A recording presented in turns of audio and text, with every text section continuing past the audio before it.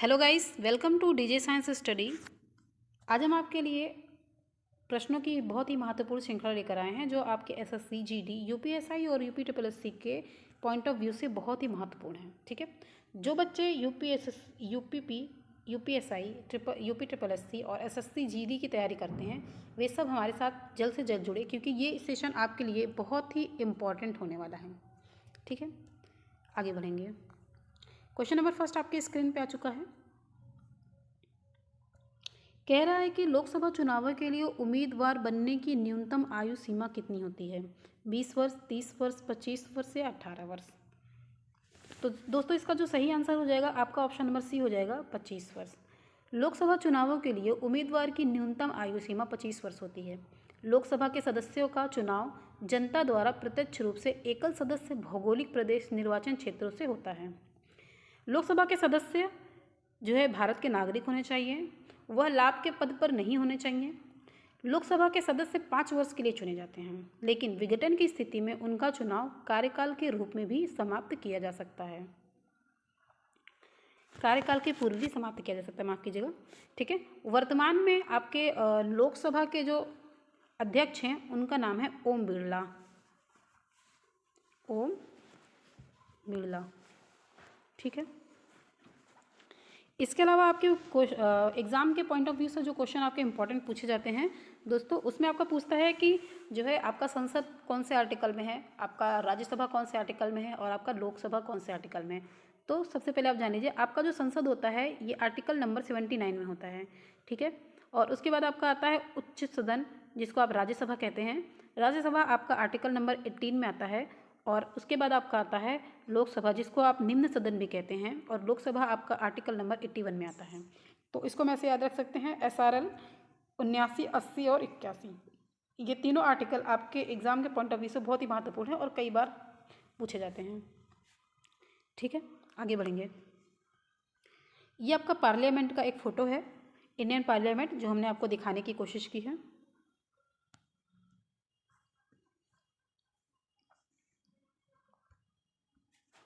Question number 2 कह रहा है कि हमारे रुधिर में ऑक्सीजन का परिवहन प्रोटीन द्वारा होता है जिसका नाम है A keratin, B collagen, myoglobin या हीमोग्लोबिन। इसका जो सही जवाब हो जाएगा आपका हो जाएगा ऑप्शन नंबर डी हीमोग्लोबिन। ठीक है, हीमोग्लोबिन एक प्रकार का प्रोटीन होता है जो शरीर में रुधिर में ऑक्सीजन के परिवहन में सहायता करता है। ठीक है, यह प्रोटीन लाल रक्त कोशिकाओं में होता है। हीमोग्लोबिन के कारण रुधिर का रंग लाल होता है। इसके अलावा जो आपका कोलेजन होता है, शरीर में पाया जाने वाला सबसे भरपूर प्रोटीन होता है, शरीर में सबसे ज़्यादा पाया जाने वाला प्रोटीन होता है। इसके अलावा जो केराटिन होता है यह त्वचा, नाखून और बालों में पाया जाता है। मायोग्लोबिन ये बहुत ही इंपॉर्टेंट प्रोटीन होता है। मायोग्लोबिन गाइस जो है आपके मांसपेशियों में ऑक्सीजन के परिवहन में बहुत ही महत्वपूर्ण भूमिका निभाता है, बहुत ही ज़्यादा सहायता करता है। ठीक है, तो आपका जिसमें जो राइट आंसर हो जाएगा आपका डी फॉर डॉन हीमोग्लोबिन। ठीक, आगे बढ़ेंगे।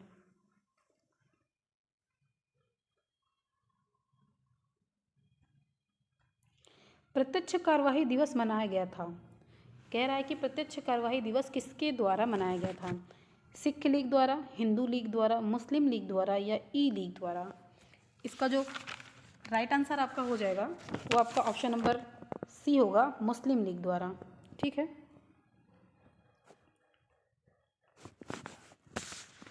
प्रत्यक्ष कार्यवाही दिवस 16 अगस्त सन 1946 को मनाया गया था। ठीक है, और यह मुस्लिम लीग के द्वारा मनाया गया था। इस समय मुस्लिम लीग के लोगों ने एक नारा दिया था कि लड़कर लेंगे पाकिस्तान। मुस्लिम लीग के संस्थापक आपके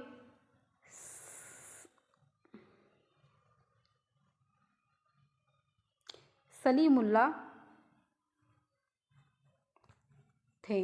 ठीक है, और इसकी स्थापना सन 1906 में ढाका में की गई थी। ढाका इस समय आपका बांग्लादेश में पड़ता है।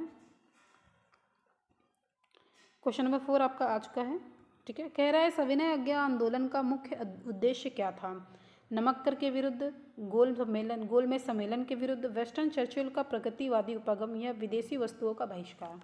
इसका जो सही आंसर हो जाएगा वो आपका हो जाएगा ऑप्शन नंबर ए, जो है नमक कर के विरुद्ध।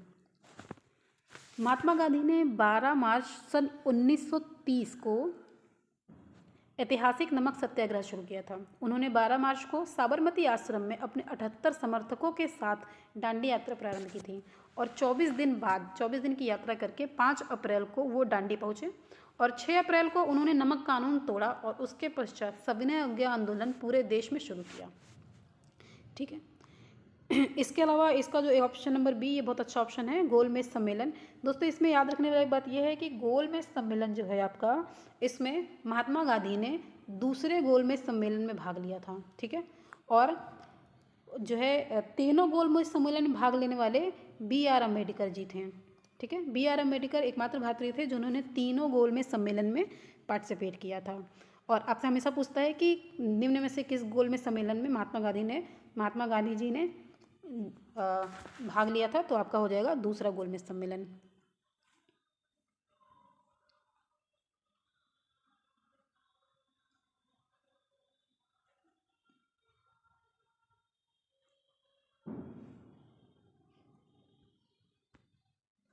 निम्नलिखित में से किसको संविधान की आत्मा के रूप में माना गया है? मूल अधिकार को, राज्य के नीति निर्देशक तत्व को, मौलिक कर्तव्य को या प्रस्तावना को? इसका जो राइट आंसर हो जाएगा दोस्तों वो आपका ऑप्शन नंबर डी हो जाएगा, प्रस्तावना को। ठीक है। प्रस्तावना को संविधान की आत्मा के रूप में माना गया है। प्रस्तावना संविधान का एक महत्वपूर्ण अंग है। यह उन सिद्धांतों तथा उद्देश्यों को समाहित करता है जिसकी संकल्पना संविधान निर्माताओं ने की थी। संविधान की प्रस्तावना में नागरिकों के लिए राजनीतिक, आर्थिक और सामाजिक तीन प्रकार के न्याय की स्वतंत्रता की बात की गई है। ठीक है। पहले प्रस्तावना को संविधान का अंग नहीं माना जाता था। प्रस्तावना को संविधान की कुंजी भी कहा जाता है। ठीक है। इसके अनुसार संविधान का केंद्र हम भारत के लोग होते हैं। प्रस्तावना के अनुसार संविधान का केंद्र हम भारत के लोग होते हैं। प्रस्तावना न्यायालय में प्रवर्तनीय नहीं किया गया था। ठीक है। विधायिका प्रस्तावना में संशोधन नहीं कर सकती थी, लेकिन 1973 से, आपको पता है बहुत इंपॉर्टेंट केस हुआ था 1973 में, केशवानंद भारती केस के जरिए प्रस्तावना को संविधान का अंग माना गया, इसलिए विधायिका उसमें संशोधन कर सकती है। ठीक है। 42वें संविधान संशोधन सन 1976 द्वारा इसमें समाजवादी, पंथ निरपेक्षता और अखंडता शब्द जोड़े गए थे। हमारा संविधान विश्व का सबसे बड़ा संविधान और सबसे लचीला संविधान है। ठीक है। इस क्वेश्चन के लिए आपके इतने पॉइंट्स बहुत ही इंपॉर्टेंट थे जो मैंने आपको बताएं, आप उसको कहीं पर नोट कर लें।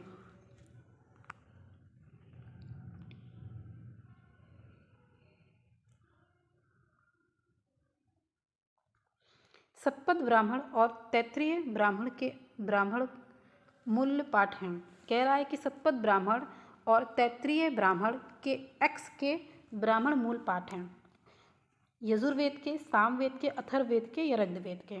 इसका जो सही आंसर हो जाएगा आपका हो जाएगा यजुर्वेद के। ठीक है। Option number A option number A आपका राइट आंसर है। ठीक है। सतपथ ब्राह्मण,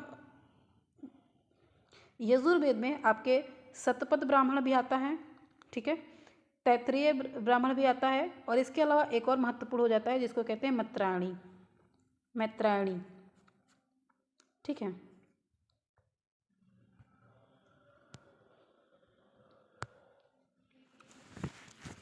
सतपथ ब्राह्मण के जो पाठ्यकर्ता होते हैं उनको अर्धायु कहा जाता है। क्या कहा जाता है? अर्धायु। ठीक है। इसमें बलिदान विधि का वर्णन किया गया है। यह एकमात्र ऐसा ग्रंथ है जिसमें आपके गद्य और पद्य दोनों ही शामिल किए गए हैं। ठीक है। निम्नलिखित में से कौन सी समिति ने मूल कर्तव्यों को संविधान में सम्मिलित करने का सुझाव दिया था? स्वर्ण सिंह समिति ने, नरसिम्हा समिति ने, मल्होत्रा शिखर सम्मेलन ने या राघवन समिति ने? इसका जो सही आंसर हो जाएगा वो आपका हो जाएगा स्वर्ण सिंह समिति, मतलब ऑप्शन नंबर ए आपका सही आंसर है। स्वर्ण सिंह समिति के सुझाव पर मूल कर्तव्यों को संविधान में सम्मिलित किया गया था। 42वें संविधान संशोधन के द्वारा संविधान के भाग 4A में आर्टिकल 51A को जोड़ा गया था। ठीक है, मौलिक आर्टिकल नंबर 51A में ए के अंतर्गत मौलिक कर्तव्यों का वर्णन किया गया है।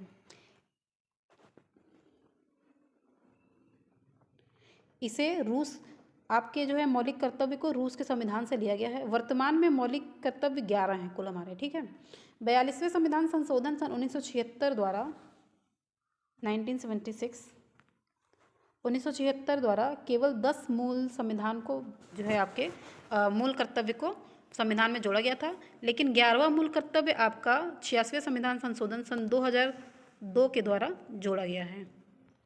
ठीक है, और एक बात इम्पॉर्टेंट है जो याद रखिएगा कि अगर आपसे पूछता है कि मूल संविधान में कितने मौलिक कर्तव्य थे, तो मूल संविधान में एक भी मौलिक कर्तव्य नहीं थे। जैसा कि मैंने आपको बताया कि जो है 42वें संविधान संशोधन द्वारा 10 मौलिक कर्तव्य और जो है 86वें संविधान संशोधन सन 2002 द्वारा आपका 11वां मौलिक कर्तव्य जोड़ा गया। ठीक है,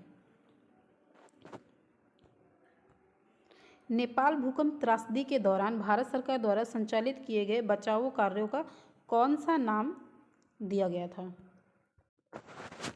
गाइस, ये जो क्वेश्चन है ये कई बार एग्जाम से पूछा जा सकता है। ये बहुत ही दुखद घटना हुई थी जो हमारे नेपाल में हुआ था। ठीक है, और इसमें आप देखिए कह रहा है कि नेपाल भूकंप त्रासदी के दौरान भारत सरकार द्वारा संचालित किए गए बचाव कार्यों का कौन सा नाम दिया गया था? तो इसका जो सही आंसर हो जाएगा वो आपका हो जाएगा ऑप्शन नंबर ए, ऑपरेशन मैत्री। ठीक है, ऑपरेशन मैत्री वर्ष 2015 में आया था। जो है आए भयानक भूकंप त्रासदी के दौरान भारतीय सशस्त्र बलों द्वारा जो है राहत कार्यों के लिए चलाया गया था। यह गोरखा रेजिमेंट द्वारा शुरू किया गया था। ठीक है, इसी के तरह से हमारे यहाँ पे भी हमारे मध्य प्रदेश के भोपाल में भी एक गैस त्रासदी हुई थी जो यूनियन कार्बाइड नामक कंपनी भोपाल के द्वारा किया गया था। इसमें आपका जो है एक मिथाइल साइनोनाइट नाम का जो है केमिकल युक्त गैस था जो पूरे उधर के इन्वायरमेंट में फैल गया था, जिससे लगभग 15,000 से अधिक लोगों की मौत हो गई थी। ठीक है, तो बहुत ही उसके रिसाव की वजह से बहुत ही ज़्यादा खतरनाक उस समय था। ठीक है, तो आगे बढ़ेंगे।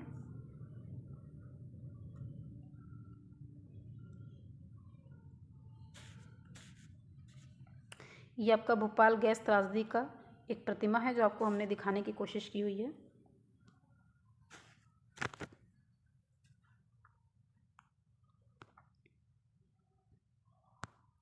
प्रायद्वीपीय भारत का दक्षिणी छोर कन्याकुमारी स्थित है। प्रायद्वीपीय भारत का दक्षिणी छोर कन्याकुमारी स्थित है। भूमध्य रेखा के दक्षिण में, भूमध्य रेखा के उत्तर में, मकर रेखा के दक्षिण में या कर्क रेखा के उत्तर में।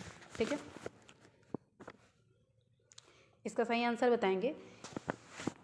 इसका सही आंसर जो हो जाएगा वो आपका हो जाएगा ऑप्शन नंबर बी, भूमध्य रेखा के उत्तर में। ठीक है, आपने देखा होगा ये ग्लोब में भारत आपका यहाँ पे जो है उत्तर पूर्व में है। ठीक है, और आपने यहाँ पे देखा होगा कि आपका यहाँ से एक नदी बहती है जो आपके ग्लोब पे छोटी सी दिखेगी, उसको आप जो है माफ़ कीजिएगा, आपने देखा होगा कि यहाँ पे आपकी जो है बीच में जो आपके ग्लोब से एक रेखा जाती है, इसको हम कहते हैं भूमध्य रेखा। ठीक है, और ऊपर एक रेखा जाती है, एक रेखा नीचे जाती है। नीचे वाले रेखा को कहते हैं मकर रेखा और ऊपर को कहते हैं कर्क रेखा। आपके क्वेश्चन के हिसाब से प्रायद्वीपीय भारत के दक्षिणी छोर कन्याकुमारी स्थित है भूमध्य रेखा के उत्तर में। कन्याकुमारी भूमध्य रेखा के उत्तर में स्थित है। मुख्य भूमि का दक्षिणी छोर तमिलनाडु के कन्याकुमारी में स्थित है। ठीक है, जो हमारा भारत है उसका दक्षिणी छोर तमिलनाडु के कन्याकुमारी में स्थित है।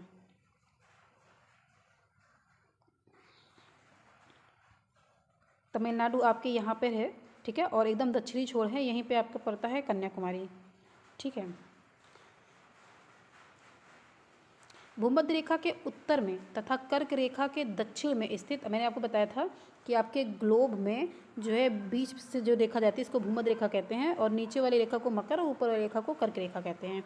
तो ये आपका भूमध्य रेखा हो जाएगा। अगर आपका भारत यहाँ पर है तो भारत का जो दक्षिणी बिंदु है ये आपके भूमध्य रेखा के उत्तर में और कर्क रेखा के दक्षिण में पड़ेगा। ठीक है, तो उस जो है आपके ऑप्शन में उस तरह भी दिया हुआ था, उसको ध्यान से आप देख लेंगे, ये बहुत ही कन्फ्यूज़न करता है हमेशा ही। ठीक है, और कह रहा है कि और इसके साथ यहाँ अरब सागर, बंगाल की खाड़ी एवं हिंद सागर का संगम भी है। आपका ये जो है देखिए, इधर आपका बंगाल की खाड़ी है, इधर आपका अरब सागर है, ठीक है, और आपका ये हिंद महासागर, ये तीनों का क्या है, संगम है, ठीक है। इसके अलावा आप इसके बारे में थोड़ा सा और बात जान लीजिए। आपके जो भारत का क्षेत्रफल होता है पूरा, जो है आपका ये है आपका 32,87,263 वर्ग किलोमीटर, ठीक है। भारत जो हमारा है ये क्षेत्रफल की दृष्टि से विश्व का 7वां सबसे बड़ा देश है, ठीक है। संपूर्ण विश्व का 2.42% भारत के पास है, ठीक है। हमारी जनसंख्या पूरे विश्व की 17.5% जनसंख्या हमारे भारत में निवास करती है। भारत का उत्तर से लेकर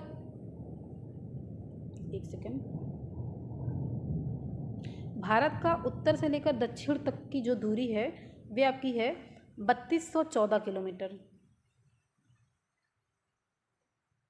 ठीक है। और पूरब से लेकर पश्चिम तक की जो दूरी है ये आपकी है 2933 किलोमीटर। ये हमेशा कई बार पूछा गया है, आप लोग इसको ध्यान रखिएगा। 3214 और 2933 दो डाटा आपको याद रखने हैं, ठीक है। इसके अलावा आप ये भी जान लीजिए कि आपका जो इसमें हमेशा कई बार पूछा गया है कि आपका जो सबसे उत्तर का बिंदु है इसको हम लोग कहते हैं इंदिरा कॉल, ठीक है, इसको हम लोग कहेंगे इंदिरा कॉल। सबसे पूरब में जो बिंदु है यहाँ आंध्र प्रदेश में पड़ता है, इसको हम कहते हैं किबीतू, ठीक है, किबीतू आंध्र प्रदेश में पड़ता है। और उसके बाद आपके जो दक्षिण में पश्चिम में आपके जो एक बिंदु पड़ता है भारत का सबसे पश्चिम में पड़ने वाला जो क्षेत्र है वो आपका है, उसको कहते हैं सरक्रीक, जो कि आपके गुजरात राज्य में पड़ता है, ठीक है। और सबसे दक्षिण मैंने आपको ऊपर बता दिया है कि हमारा कन्याकुमारी जो तमिलनाडु पड़ता है। उसके अलावा हमारा यहाँ पे एक अंडमान निकोबार भी द्वीप समूह स्थित होता है जो कि भारत का ही भाग है।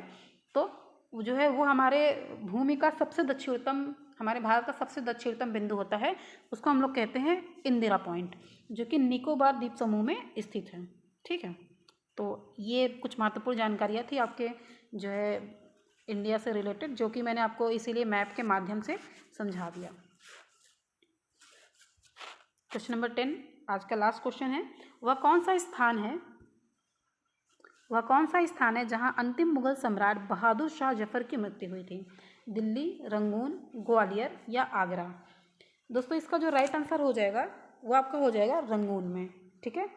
जो अंतिम मुगल बादशाह सम्राट बहादुर शाह जफर जी हुए थे उनकी मृत्यु रंगून में हुई थी, ठीक है। और उनकी मृत्यु 1862 ईस्वी में हुई थी, ठीक है।